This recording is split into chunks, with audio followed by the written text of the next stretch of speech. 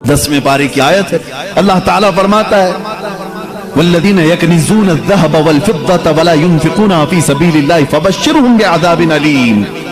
ऐ रसूल, जो लोग सोना और चांदी जमा करके बैठ जाते हैं और उसको राह खुदा में नहीं निकालते, आप उनको बशारत दे दें दर्दनाक अजाब की। यौम युहमा अलैहा फ़ी नारि जहन्नम फ़तुक्वा बिहा जिबाहुहुम व जुनूबुहुम व दूरुहुम। अल्लाह फरमाता उस दिन तपाए जाएंगे उनकी पेशानियां, उनकी पीठ को और उनके सामने वाले हिस्से को अल्लाह ताला आग से, जहन्नम की आग से उन्हें दागा जाएगा, दागने का हुक्म दिया जाएगा। ऐ मेरे अजीजों, माल अगर तुम्हारे पास आए तो उसमें से कुछ हिस्सा अल्लाह की राह में जरूर निकालो। कम से कम इतना तो सोचो कि ज़कात साल में एक बार, वो भी 2.5%, 2.5% निकालने का अल्लाह ने हुक्म दिया। 97.5 तुम अपने पास रखो, सिर्फ 2.5% अल्लाह की राह में दो।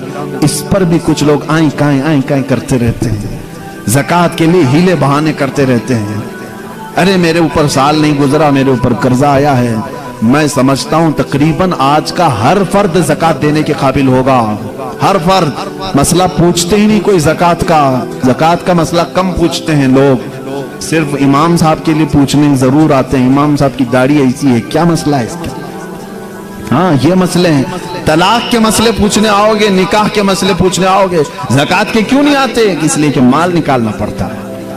जिसको माल से मोहब्बत है उसके लिए दर्दनाक अजाब की बशारत है, इस माल में गर्क हो जाओगे।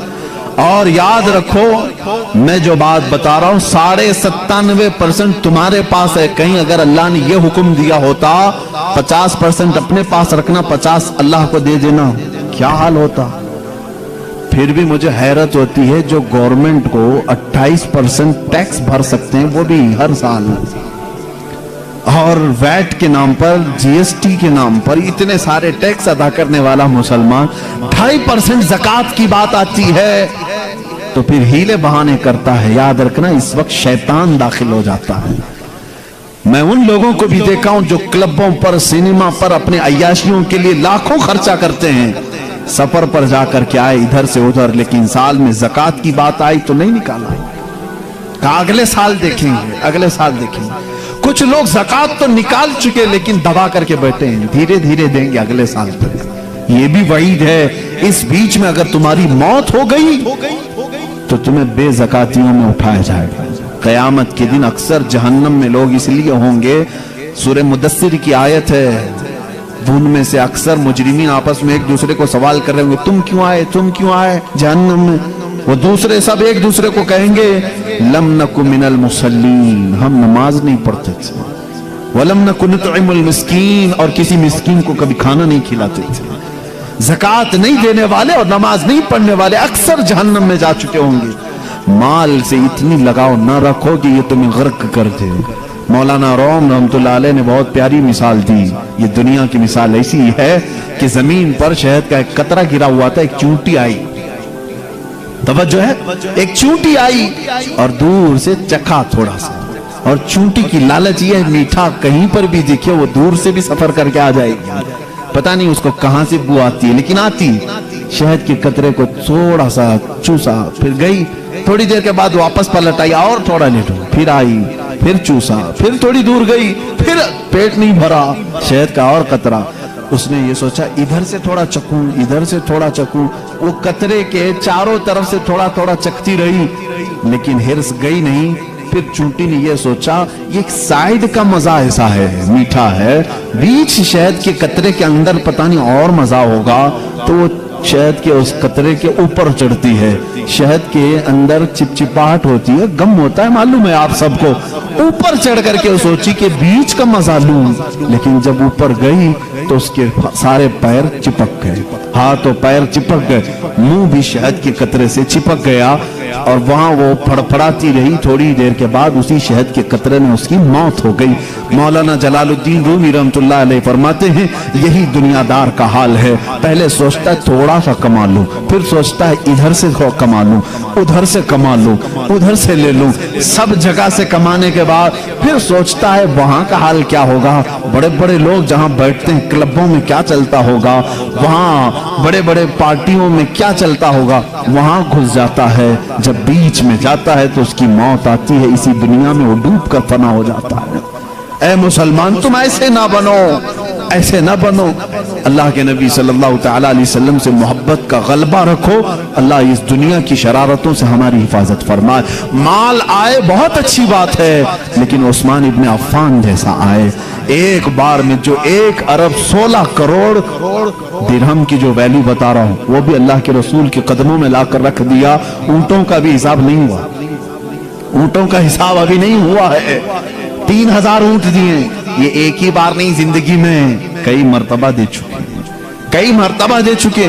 مدینہ طیبہ جب تشریف لائے تھے حضور صلی اللہ علیہ وسلم ہجرت فرما کر, پانی کا کوئی کنواں میٹھا لوگوں کو میسر نہیں تھا. ایک تھا وہ یہودی کے پاس تھا, وہ پانی بیچتا تھا, پیسوں سے بیچتا تھا, اور اس کے لیے صحابہ کو دقت ہوتی تھی. حضور نے اعلان فرمایا ہے کوئی جو اس کنویں کو خرید کر اللہ کی راہ میں وقف کرے. اس وقت بھی حضرت عثمان غنی کھڑے ہوئے. عثمان ابن عفان آئے, اس یہودی سے ڈیلنگ کی, بیچتا ہے تو اس نے کہا نہیں بیچوں گا. وہ روز کے پیسے آ رہے تھے, روز کے پیسے آ رہے تھے. حضرت عثمان غنی رضی اللہ تعالیٰ عنہ نے اس کے ساتھ شراکت داری کی, پارٹنرشپ میں. کہا ایسا ہے میں بھی انویسٹ کرتا ہوں اس میں, ایک دن تو بیچ ایک دن میں بیچوں گا. تو اس نے کہا ٹھیک ہے. ایک روایت میں 12,000 درہم ہے, ایک روایت میں 35,000 درہم. 35,000 درہم دے کر صرف پارٹنرشپ لی اس کنویں کی, کہ ایک دن یہودی بیچے گا پانی, ایک دن حضرت عثمان. لیکن اس کے ساتھ ڈیلنگ ہونے کے بعد حضرت عثمان غنی نے اپنی باری کے دن اعلان کر دیا, پورے مدینے والے جسے جتنا پانی چاہے لے جا سکتا ہے, فری میں, کوئی چارج نہیں, فری میں لے کر کے جاؤ. ہماری گورنمنٹ بھی ہم سے فری میں پانی نہیں دیتی, ٹیکس لے کر کے دیں گے. تو عثمان غنی رضی اللہ تعالیٰ عنہ مفت میں مدینے والوں کو پانی دی. دوسرے دن یہودی مکھیاں مارتا بیٹھتا تھا, کون آئے گا پانی خریدنے, کون آئے گا؟ پہلے دن مفت میں مل رہا ہے, دوسرے دن پیسہ دے کر کون لے گا؟ نہیں آتے, کوئی نہیں آتے تھے. اس نے دیکھ لیا کہ اس نے میرے ساتھ بہت بڑی ڈیلنگ کر لی, بہت بڑی ڈیلنگ کر لی. اور اس کے بعد آیا حضرت عثمان کو, ظاہر سے بات ہے 12,000 درہم میں پارٹنرشپ کیا تھا, تو یہ لالچ میں آیا کیا عثمان اب میں بیچ دیتا ہوں, باقی کا کنواں بھی تم ہی لے لو, جب تم کو بانٹنا ہی ہے تو لے لو. حضرت عثمان نے کہا نہیں, پارٹنرشپ ہی اچھی ہے, اب مجھے خریدنا نہیں ہے, ایک دن تو چلا ایک دن میں چلاؤں گا. بات یہاں تک آئی کہ حضور اکرم صلی اللہ علیہ وسلم نے اس کا حل فرمایا, اور بہت مختصر سی قیمت اسے دے کر کے باقی پورا کنواں خرید لیا.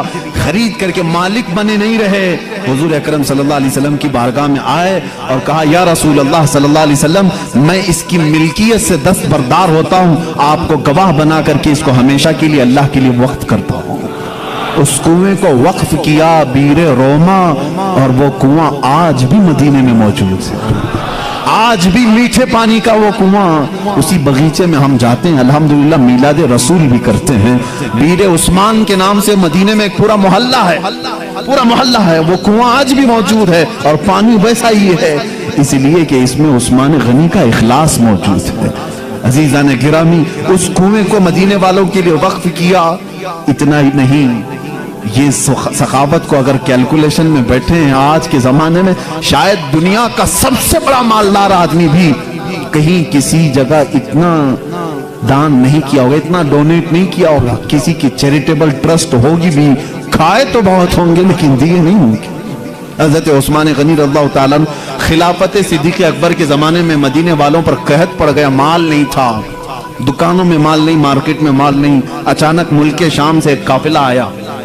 یہودی کیا کرتے تھے, کچھ منافق کیا کرتے تھے, مال باہر جا کر کے خرید لیتے تھے اور مسلمانوں کو ڈبل ٹبل یعنی پیسوں میں بیچتے تھے. آج بھی جیسے کچھ لوگ کرتے ہیں, یہ حرام ہے. قحط کے دنوں میں شکر کو اندر کر دیا, چاول کو دبا کر کے رکھ دیا, احتکار, یہ حرام ہے.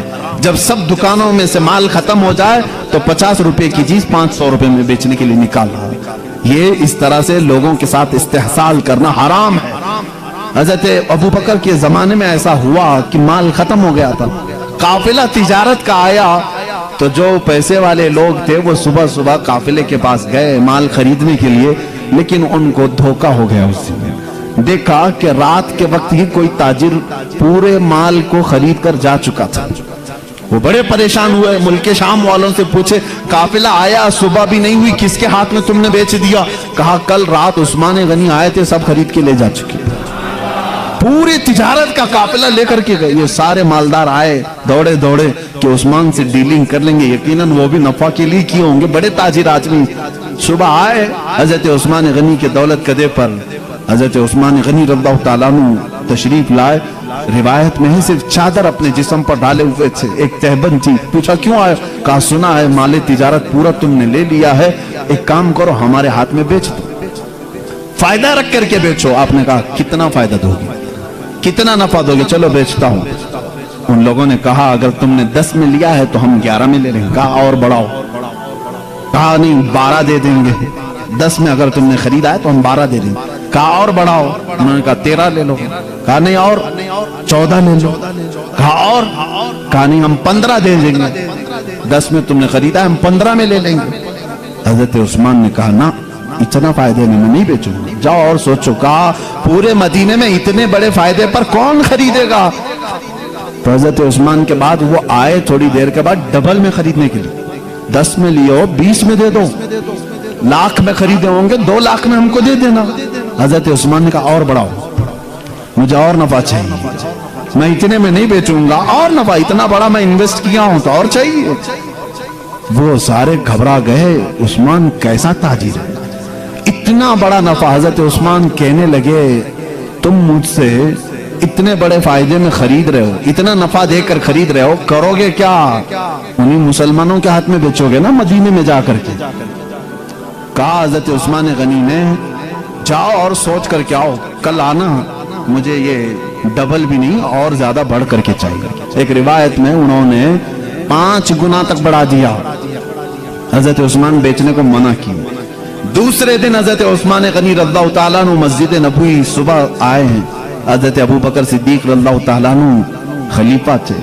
اعلان کیا اے صدیق اکبر، تجارت کے مال میں غلہ، اناج، ساری ضرورت کی چیزیں ہیں، آپ مسجد نبوی سے اعلان کر دیں مدینے میں جس کو ضرورت ہے سب وہ لے کر کے جا سکتا ہے، سب لے کر کے جائیں۔ شام تک وہ پورا مال تجارت مدینے والوں میں بٹ کر ختم بھی ہو چکا، ختم بھی ہو چکا۔